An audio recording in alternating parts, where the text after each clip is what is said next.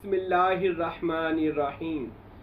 आज हम बात करेंगे बड़ी 11वीं शरीफ किसे कहा जाता है, इसकी फजीलत क्या है। लाजमी बयान सुनिएगा।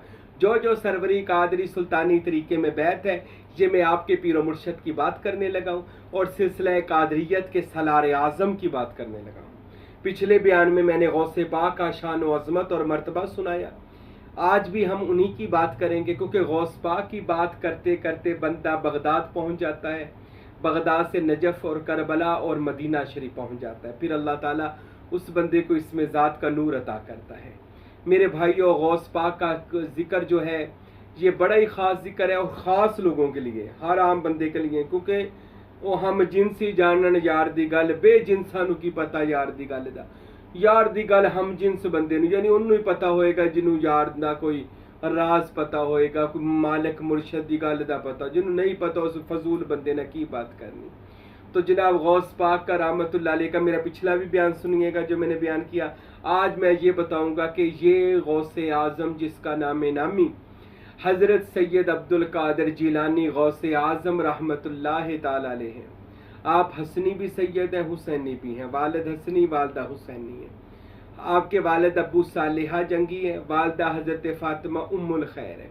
दो भाई थे, एक सैयद अब्दुल्ला जो गुमनामी में रहे और वफ़ात पा गए, और एक सैयद अब्दुल कादिर जिलानी जिनको आने वाले वक़्त में अल्लाह ने वलियों की सरदारी का शरफ अता फरमाया। सादात भी हैं और वलियों के दूल्हा भी हैं। और गौसे आज़म सैयद अब्दुल कादिर जिलानी रहमतुल्लाह अलैह, आप हज़रत के बारे में तकरीबन हर वली अल्लाह, जो वली अल्लाह होगा, मैं किसी आम बंदे की बात नहीं करने लगा, वली अल्लाह हो, सूफी दरवेश फुकारा अल्लाह का वली होगा, वो जनाब गौस पाक को जानता है कि आप किस मर्तबे पर फायज हैं। आपको अल्लाह ने बातनी तौर पर जिस उलुल अज़म मर्तबे पर फायज किया है, वो वही जानता है जो गौस पाक रहमतुल्लाह अलैह से मोहब्बत करता है। आप बगदाद के रहने वाले थे और अबू सालिहा जंगी रहमतुल्लाह अलैह, फ़ातिमा उम्मुल खैर, ये दोनों पाक बाज मर्द और औरत से अल्लाह ताला ने सैयद अब्दुल कादिर जिलानी रहमतुल्लाह अलैह जैसी हस्ती को ज़हूर में अल्लाह लेकर आया। बचपन से पैदैशी वली अल्लाह थे और बाकरामत वली अल्लाह थे।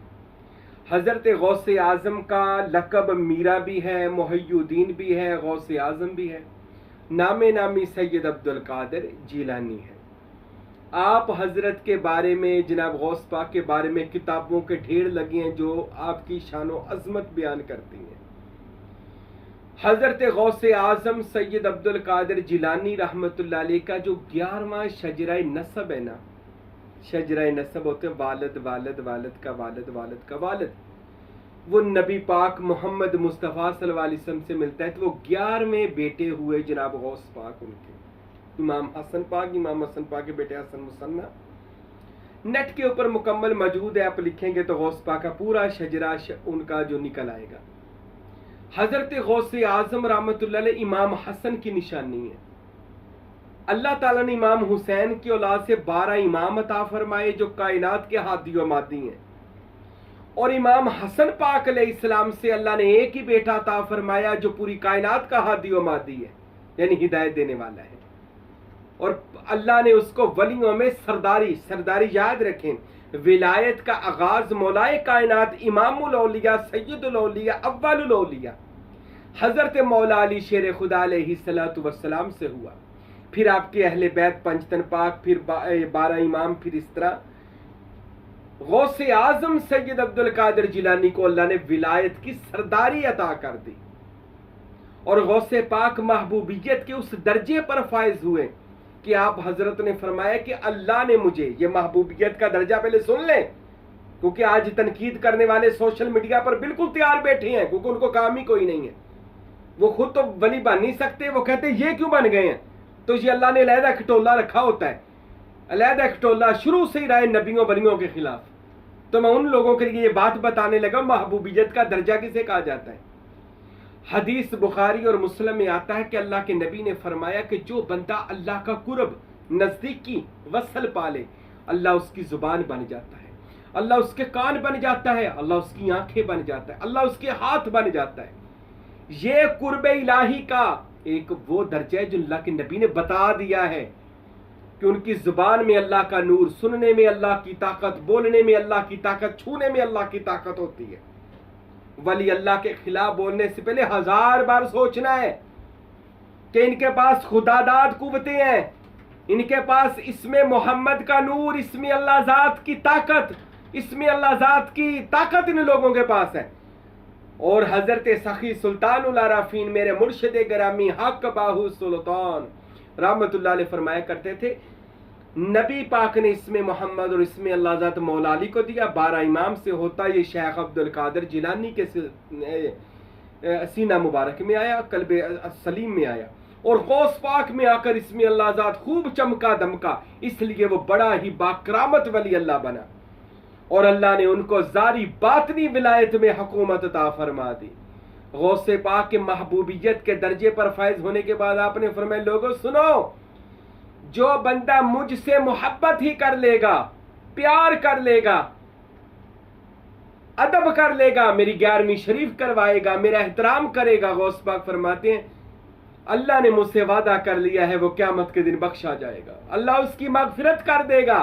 जो सैयद अब्दुल कादिर जिलानी से महज मोहब्बत करेगा अल्लाह की रजा के लिए, ये महबूबियत का दर्जा अल्लाह ने सवलिये कामल गौस पाक को अता फरमाया। और 11वीं शरीफ गौस पाक रहमतुल्लाह अलैह की मनाई जाती है, रूए जमीन पर मनाई जाती है। आज जो दिन है ना इधर पाकिस्तान में, आज बगदाद शरीफ में उर्स हो रहा है, तो मैं इसलिए गौस पाक की बातें कर रहा हूँ, हक बहू के पीर की बातें कर रहा हूँ, फ़कीर नूर मोहम्मद सरवरी कादरी के मुर्शद की बात कर रहा हूँ, अपने मुर्शद फ़कीर अब्दुल हमीद साहब के पीर और मुर्शद यानी गौस पाक की बात कर रहा हूँ। इस फ़कीर के मुर्शद जनाब गौस पाक, रूए ज़मीन के वलियों के मुर्शद जनाब गौस पाक, जिसे दाता साहब अपना मुर्शद कहे, जिसे बाबा फरीद अपना पीर कहे, जिसे साबर पिया अपना दिलबर कहे, जिसे हज़रत निज़ामुद्दीन अपना मौला कहे, जिसे मोइनुद्दीन चिश्ती जिसके कदम अपनी आंखों की पुतलियों पर रखकर कहे गौस पाक मेरी तो आंखों की पुतलियों पर आपके कदम है। गरीब नवाज जिसको अपना मुर्शद माने, जिसको शहबाज कलंदर कहे कि मुझे सारी परवाज बगदाद शरीफ से आई है, जिसे सुल्तान बाहू कहे कि बगदाद शहर दे टुकड़े मंगसा ते करसा मीरा मीरा हूँ, जिसे बहावल हक जिक्रिया मुल्तानी कहे कि गौसे आजम बादशाह अस्त दो आलम अस्त, के गौसे पाक हर दो आलम के बादशाह अस्त हैं, जिसे हजरत शाहरुखनी आलम फरमाए कि गौसे आजम इमाम तुका वन नुका, गौसे आजम जो है वो कायनातों के इमाम है। अरे जिसके बारे में हर वली पुकार पुकार कर कहे कि बेकसारा कस्तुई या शेख जिलानी अल मदद वा पसारा पस्तुई या गौसे आजम कर मदद, कि हर बंदा जब फंस जाए तो गौसे आजम को पुकारे तो फौरन वो उसकी नाव पार लगाने आ जाते हैं। अरे कोई वली अदना हो या कामल हो, छोटा हो या बड़ा हो, चाहे वो वक़्त का कुतब हो, अबदाल हो, औताद हो, नकीब हो, नकीबुल अशराफ हो, कलंदर हो, कलंदरे बेरिया हो, सुल्तान हो या सुल्तानुल फुकारा हो, सबके कंधों पर गौस पाक का कदम है, सबके कंधों पर गौस पाक का कदम मुबारक है। क्योंकि गौस पाक ने फरमाया अल्लाह ने महबूबियत का वो दर्जा मुझे दिया है, हाजा कदमी अला रकबती कुल्ले वली, अल्लाह मेरा कदम हर वली की गर्दन पर है, यानी मुझे वो मुकाम दिया। ये गर्दन का मतलब सुन ले, इसका भी नेगेटिव पहलू लोग लेते हैं जी, उनारा पैर धोना दे ऊपर, ऐसे नहीं है। आपका फरमान का मतलब ये है कि गौस पाक फरमाते हैं कि अल्लाह ने मुझे वो मुकाम अता कर दिया है कि मुझसे बढ़कर अब कोई वली इस मर्तबे पर नहीं पहुंच सकता। बड़े बड़े वली मर्तबे पर जाएंगे, जब मेरा मर्तबा देखेंगे तो सुबहान अल्लाह कहेंगे।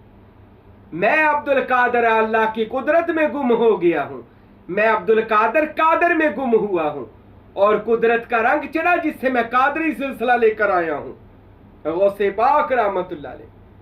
अच्छा, मैं आपको एक और, मैंने पिछले बयान में बताया, जिस तरह ये आलम ज़ाहिर है ना, ये दुनिया है, ये दूसरी कायनातें हैं, इसी तरह इसके अंदर एक आलम बातिन भी है। ये जो सारी कायनातें नजर आ रही हैं ना, ये गैलेक्सियां, ये कहकशाएं, ये मिल्की वे, ये इर्दा गिर्द जितनी है, ये जारी हैं। बातनी भी बड़ी कहकशाएं हैं, बातन के अंदर भी ऐसी दुनियाएं हैं जिनमें मखलूकात है अल्लाह ताला की 18 लाख मखलूकात हैं, जिनमें जिन्नात है, फरिश्ते हैं, मोकलात हैं, गौस है, कुतुब है, बदाल है, कलंदर है। गौस पाक फरमाते हैं जितनी भी बातनी रूहानी कायनात ना, अल्लाह ताला ने मुझे उन सारी कायनातों का गौस आज़म बना दिया है, यानी बादशाह बना दिया है। आलमे लाहूत में आपका तख्त लगता है, जहां पर आप मुकाम सदारत पर फायज है, और आपके हुक्म से गौस कुतुब अदाल दरवेश चेंज किए जाते हैं, और गौस पाक जिसको चाहे वली अल्लाह बना देते हैं। वक़्त का जो मुर्शद होता है वो पकड़ता है बाजू किसी तालब का, मुरीद का, सच्चे का, जो अपने मुर्शद से मोहब्बत करता है, खिदमत करता है, इश्क करता है, उसको पकड़कर गौस पाक की बारगाह में ले जाते हैं, गौस पाक की बारगाह में पेश करते हैं। गौस पाक उस पर रंग चढ़ाते हैं कादरियत का, मोहर लगाते हैं, फिर आगे मौला अली और पंजतन पाक की कचहरी में पेश कर दिया जाता है, फिर नबी पाक साहब लौलाक सल्लल्लाहु अलैहि वसल्लम की कचहरी में पेश किया जाए, फिर अल्लाह ताला के मुशाहदे में गरक कर दिया जाता है। इस तरह से सिबगतुल्लाह का रंग चढ़ता है। तो गौस पाक को क़यामत तक के लिए पूरी कायनातों पर हुकूमत मिल गई, वलियों के ऊपर। ये बातनी निज़ाम जो है ना, याद रखे, सूफिया ने, औलिया ने, सुल्तान बाहू रहमतुल्लाह अलैह ने, फ़कीर नूर मोहम्मद मेरे मुर्शिद ने अपनी किताब इरफान में, और दीगर सूफिया ने अपनी किताबों में लिखा है कि जैसे जारी निज़ाम दुनिया, वज़ीर आज़म, वज़ीर ख़ारजा, वज़ीर दाखिला, वज़ीर ख़जाना, इसी तरह बातनी तौर पर भी अल्लाह की जो मुल्क है उस पर जो हुकूमत चलती है, वो वक़्त का वली 360 होते हैं, इनके ऊपर एक कुतुब होता है, इनके ऊपर कुतुब लख्ताब होता है, फिर गौस होता है, फिर गौसुस सकलैन होता है, फिर गौस आज़म होता है, इसी तरह फिर नुकाबा होते हैं, औताद होते हैं, नुजाबा होते हैं, अबदाल होते हैं, और इसी तरह सुल्तान और सुल्तानुल फुकरा होते हैं, सुल्तानुल आरफीन। ऐसे ही अल्लाह ताला दीगर मुकामात और मरातब औलिया को ये बातनी तौर पर देता है, जो उनके ऊपर ये ड्यूटियाँ होती हैं कि वो मामूर इल्लल्लाह होते हैं, अल्लाह के अमूर पर वो लगे होते हैं, लोगों की मदद करते हैं, मुश्किल कुशाई करते हैं, हाजित रवाई करते हैं, निज़ाम कुदरत अल्लाह ताला के फरिश्ते और अल्लाह ताला के बंदे अल्लाह के अमर से चला रहे होते हैं। अक्सर लोग जी सब कुछ अल्लाह करता है, अल्लाह ही करता है, अल्लाह, वो जो अल्लाह करता है ना वो अपने फरिश्तों के जरिए करता है। अल्लाह ताला अब सब कुछ करता है, शारक से ज्यादा नजदीक है, पर रूह कटने उसने फरिश्ता रखा हुआ है। तो जहाँ तो इजराइल ने रूह निकाल, रिजक देने के लिए मेकाइल रखा हुआ है, सूरज निकालने के लिए 70,000 फरिश्ते हैं, तख्त उठाने के लिए 8 फरिश्ते रखे हुए हैं। इसी तरह जैसे ये फरिश्ते ड्यूटी दे रहे हैं, इसी तरह अल्लाह के जो वली हैं उनके जो बातनी वलायती जुस्से बन जाते हैं मुकाम, अल्लाह उनको भी ये अमूरे इल्लल्लाह ड्यूटियाँ लग जाती हैं कि वो अपने इलाकों में ड्यूटियाँ करते हैं और लोगों की हाजत रवाई, मुश्किल कुशाई अल्लाह की इज़्ज़त से करते हैं, लोगों को विलायत, रूहानियत, फैज़ ये ऐसे अता करते हैं। ये उस इलाके के वली अल्लाह, जैसे कि आज हमारे माशाल्लाह पूरी दुनिया में मुरीद है, वो जी पता ही नहीं चले हम आपके पास कैसे पहुंच गए, कोई यूरोप में है, कोई अरब में है, कोई पाकिस्तान में है, मुझे कई अक्सर लोग कहते हैं। तो वो ये होता है कि उस इलाके का जो कुतुब होता है ना, वो जनाब गौस पाक से, सुल्तान बहू से रब्ता करता है। तो सुल्तान बहू रहमतुल्लाह अलैह या गौस पाक रहमतुल्लाह अलैह फरमाते हैं कि आपके इलाके में जो बंदे हैं उनको इनके पास भेजा जाए ताकि ये सरवरी कादरी सिलसिले में आ जाए। ये पीछे से गौस पाक सरकार रहमतुल्लाह अलैह से हुक्म लगते हैं, मैं और आप नहीं ये कर सकते। गौस पाक रहमतुल्लाह अलैह फरमाते हैं कि ऐसा हो ही नहीं सकता कि जिसको मैं बुलाऊं और वो रुक जाए, उसने आना ही आना है। गौस पाक फरमाते हैं जिसको मैं बुलाऊंगा बगदाद और अपने सिलसिले में वो कहीं भी होगा, वो सरवरी कादरी सुल्तानी रंग में रंगा जाएगा, वो खुद आ जाएगा। ये गौस पाक चुनते हैं। मेरे भाइयों, गौस पाक का एक वाक्य सुने, हजरत का बड़ा प्यारा वाक्य। गौस पाक रहमतुल्लाह अलैह आपके पास एक बंदा आ गया, सैयद अब्दुल कादिर जिलानी सैयद धुल अपनी गद्दी पर बैठे हुए थे, लोगों की हाजत रवाई मौला अली के सदके पूरी कर रहे थे, ज़ाहिर बातन में हुकूमत हो रही थी। एक बंदा आया, कहने लगा हजरत मेरा वालिद कुछ दिन पहले फौत हो गया, मैंने उनको बड़ा साले सवाब किया, लेकिन जब मैं रात को सोता हूँ तो ख्वाब में अपने वालिद को दोज़ख में देखता हूँ, जहन्नम में देखता हूँ। मैंने बड़ी बख्शिश के लिए दुआएं कर ली हैं, हजरत मेरे वालिद की बख्शिश नहीं हो रही। तो हजूर कोई पढ़ाई, कोई दुआ, कोई तवज्जो। हजरत शहनशाह बगदाद गौस पाक फरमाते हैं, बंदे बता क्या तेरा वालिद हमारा मुरीद था? अल्लाह, क्या मेरा मुरीद था? कहते हजूर गौस पाक मुझे नहीं पता आपका मुरीद था या नहीं था। अच्छा चल ये बता, क्या तेरा वालिद कभी मेरी गली से गुजरा था? कहते हजूर मुझे ये भी नहीं पता कभी आपकी गली से गुजरा है या नहीं गुजरा। अच्छा चल ये बता दे, क्या तेरे वालिद ने कभी जिंदगी में मोहब्बत से मेरा नाम लिया था? कहने लगा जी या हजरत वो तो आपसे बड़ा प्यार करता था, मोहब्बत करता था, आपका नाम अदब से लेता था। इतनी बात जब आले नबी औलादे अली गौसे ज़मां सैयद अब्दुल कादिर जिलानी ने सुनी ना, तो अपने मिंबर पर खड़े हो गए। मिंबर रसूल पर खड़े होकर फरमाने लगे, ए बंदे जा, फिर अल्लाह ने तेरे वालिद की बख्शिश फरमा दी है। 3 बार फरमाया जुमला, अल्लाह ने तेरे बाप की बख्शिश कर दी, अल्लाह ने तेरे बाप की बख्शिश कर दी, अल्लाह ने तेरे बाप की बख्शिश कर दी। वो बंदा हैरान होकर कहने लगा, हुजूर दुआ भी नहीं मांगी, पढ़ाई भी नहीं की, तो हुजूर आपने इतनी बड़ी बात फरमाई, जुमला फरमाया। तो हजरत गौस पाक फरमाने लगे, बंदे अल्लाह ताला ने मुझसे ये वादा कर लिया है, ए अब्दुल कादिर सैयद आले नबी औलादे अली, तुम मेरा वो महबूब वली है कि जो तुझसे सिर्फ मोहब्बत ही कर लेगा, तेरा नाम भी अदब से ले लेगा, अल्लाह ताला उसकी बख्शिश फरमा देगा। अल्लाह दी रहमत इतनी वसी ने, वो अपने बंदियां नाल प्यार कर। इत्थे ते गौस पाक ने ना, नबी पाक ने फरमाया तू किसी आम बंदे के साथ भी मोहब्बत कर, उसका अदब कर, उसका एहतराम कर, अल्लाह को तेरी अदा पसंद आ जाएगी तो तू जन्नती हो जाएगा। आम बंदा भी जन्नती हो सकता है, किसी आम बंदे से वली अल्लाह तो बड़े ऊंचे मर्तबे पर फाइज होता है, वो भी गौस पाक जैसा जिसको बातनी और ज़ाहिरी तौर पर रुए जमीन के वलियों पर हुकूमत मिली है, और वो है सैयद अब्दुल कादिर जिलानी रहमतुल्लाह अलैह। मेरे भाइयों, गौस पाक का सिलसिला सरवरिया कादरिया सुल्तानिया, ये गौस पाक और सुल्तान बहू का सिलसिला है। इस सिलसिले से प्यार करें, इस सिलसिले में आ जाएं, इस सिलसिले में देखें कैसा नूर है। गौस पाक आलम बातन में बैठे फैज दे रहे हैं। गौस पाक रहमतुल्लाह अलैह की जब भी करें मदा सराई करें, उनके खिलाफ ना बात करें, ना सुने। ये जो आज सोशल मीडिया पर कुछ बदतमीज लोग बैठे हुए ना, जो औलिया अल्लाह की गुस्ताखियां कर रहे हैं, इनका अंजाम बलाखर बुरा है। याद रखें, गौस पाक का ही फरमान है कि अल्लाह के वलियों के खिलाफ ना बोला करो। वो तो तुम्हें कुछ नहीं कहेंगे, लेकिन अल्लाह तुम्हें नहीं छोड़ेगा। अल्लाह एक एक करके वलियों को वलियों के दुश्मनों को मारेगा।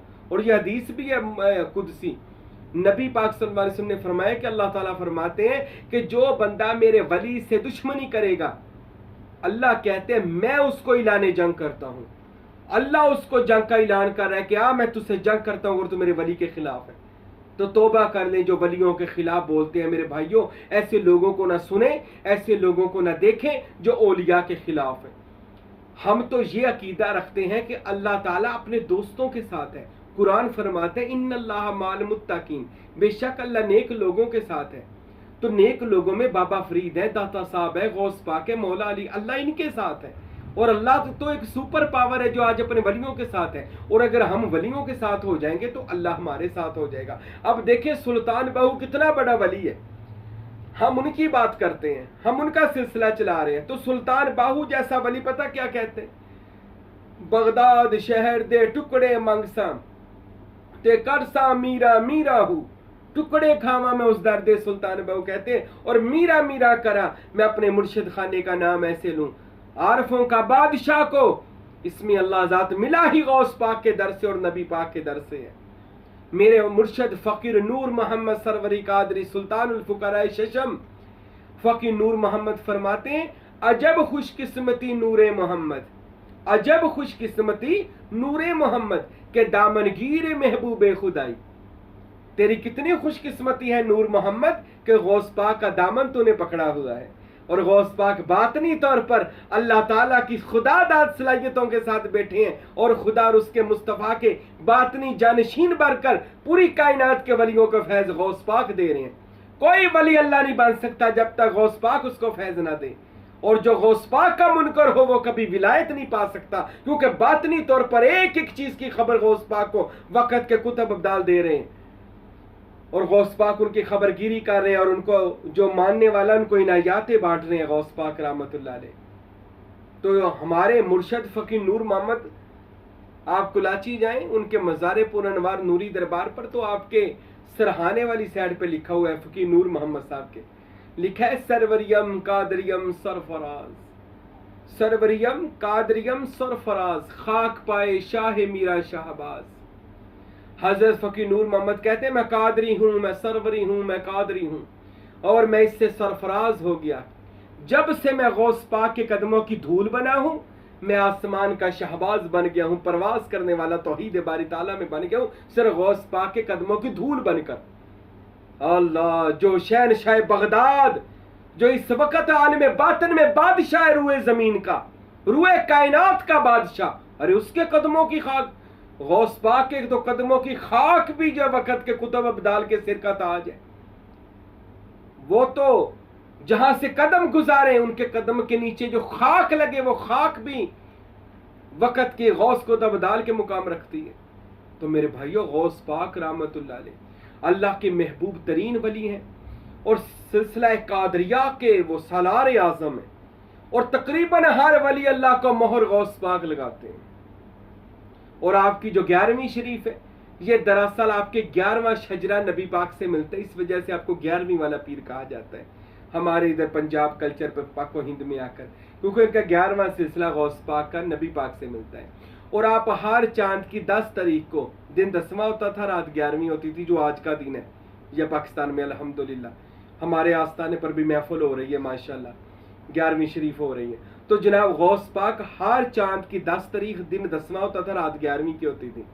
तो आप अपने मदरसा में बगदाद के अंदर आस्थाना पाक के अंदर महफिल करवाते थे, गौस पाक तकरीर फरमाते थे, कुरान खानी, हदीस, बयानात, नाज शरीफ होती थी, बर में लंगर होता था, 70,000 या 1 लाख का मजमा होता था।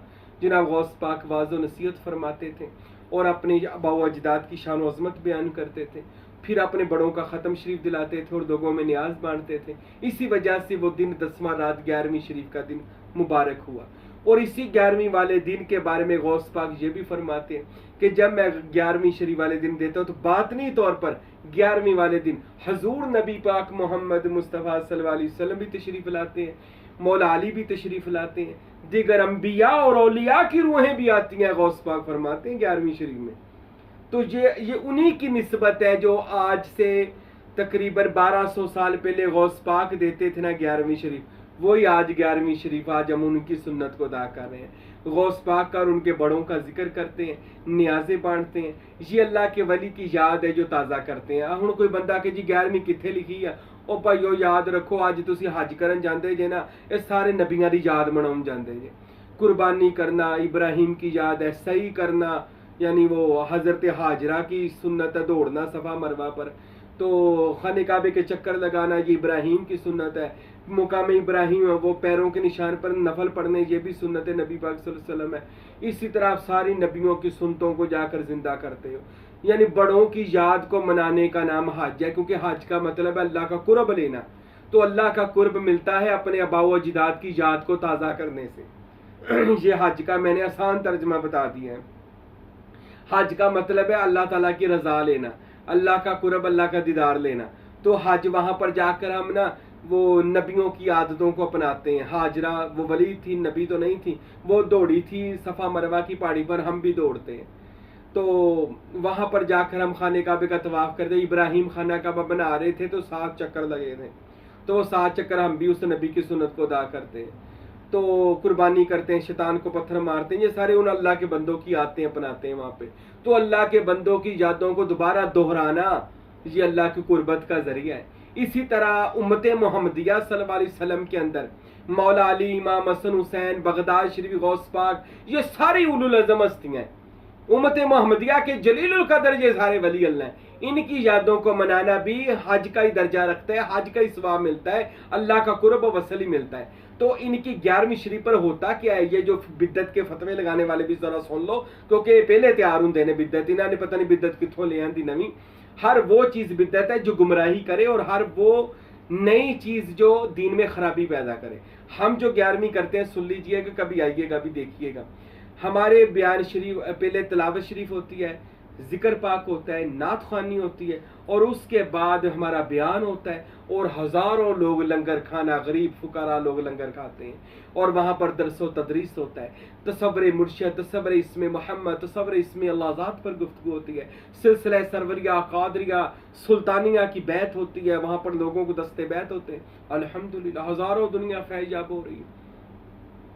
इसी याद को ताज़ा किया जाता है, घर घर, गली गली, कूचा कूचा। और जनाब गौस पाक का एक फरमान है कि जो इस याद को ताज़ा करेगा, जो 11वीं है मेरे बड़ों की याद है, ऊपर से गौस पाक की वो याद बन गई है। और गौस पाक के ज़माने में 1.25 लाख वली गौस पाक के पास आते थे, जो उनकी भी याद बन गई है। तो जो अपने घरों में अब 11वीं किराता है ना, हज़रत गौस पाक खुश हो जाते, मेरे बाबू अजदाद का ख़त्म दिला रहे। और वैसे भी भूखों को खाना खिलाने का ये बहुत बेहतर तरीका है। तो गौस पाक राज़ी हो जाते हैं और उनको मोरे विलायत लगा देते हैं, उनकी मुराद पूरी कर देते हैं। 11वीं शरीफ का मुबारक दिन, वैसे भी दिन 10वां रात 11वीं है, क़यामत का दिन भी यही है क़यामत भी इसी दिन को आनी है, अशूरा का दिन भी यही होता था।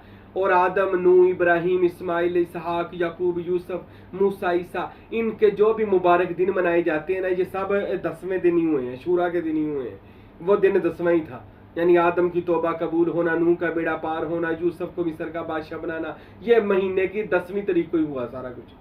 और नबी पाक ने ये भी फरमाया क़यामत भी 10वीं तारीख को आनी। ये वैसे भी अल्लाह की बारगाह में मकबूल दिन है। और गौस पाक भी इसी दिन को 11वीं करवाते थे, यानी मिलाद करवाते थे। हम उन्हीं अपने बुजुर्गों की याद को दोबारा ताज़ा करते हैं। तो 11वीं शरीफ लाजमी करवाया करें। 11वीं शरीफ जब होती है, महफिल होती है, तो गौस पाक रहमतुल्लाह अलैह की रूह पाक, आपके मुर्शद की रूह पाक आती है और आपके लिए दुआएं खैर करती है। इस मुबारक दिन को ज़ाया ना कीजिए। कोशिश करें जब भी आपके पीर खाने 11वीं हो तो जाया करें, और अपने घरों में भी 11वीं शरीफ का ख़त्म दिलाया करें। जो नहीं मानते उन मुनकरों को छोड़ें, आप अपने पीर का ख़त्म दिलाएं। इस नियाज को आम करें, अपनी याद को, अपने पीर खाने की याद को ताज़ा रखें, क्योंकि हमारा पीर खाना बगदाद शरीफ है और उनका पीर खाना नजफ़ और करबला है। तो हमने अपने करबला वालों की याद को ताज़ा रखना है, जिसे हम 11वीं शरीफ कहते हैं।